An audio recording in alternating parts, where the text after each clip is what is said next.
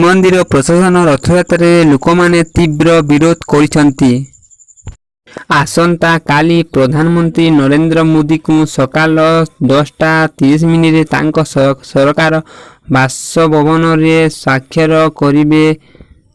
ପ୍ରଧାନମନ୍ତ୍ରୀ ନରେନ୍ଦ୍ର ପଟ୍ଟନାୟକ ପଞ୍ଚମ ପାଳି ଆରମ୍ଭ କରିବା ପରେ ପ୍ରଧାନମନ୍ତ୍ରୀଙ୍କୁ ପ୍ରଥମ ଥର ପାଇଁ ମୁଖ୍ୟମନ୍ତ୍ରୀ ଭେଟିବେ। ଗତକାଲି ଦିଲ୍ଲୀରେ ମୁଖ୍ୟମନ୍ତ୍ରୀ କହିଥିଲେ 2019ରେ 500ରୁ ଅଧିକ ରଖିଥିବା ଛାତ୍ରଛାତ୍ରୀଙ୍କ ପରୀକ୍ଷା ଫଳ 90%ରୁ ଅଧିକ ରଖିଥିବା 40 ଜଣ ମଧ୍ୟରେ ଜୁପିଟର ଅଛନ୍ତି 4 ଜଣ।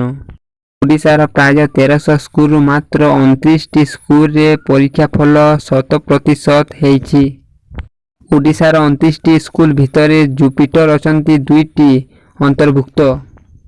ଓଡ଼ିଆ ଖବର ଶୁଣିବାର ଲାଗି ଭାଇମାନେ ଶୁଦ୍ର କ୍ରିଏସନକୁ ସବସ୍କ୍ରାଇବ କରିଦିଅ। ଭାଇମାନେ ପ୍ଲିଜ ସବସ୍କ୍ରାଇବ ଟିକେ କରିଦିଅ।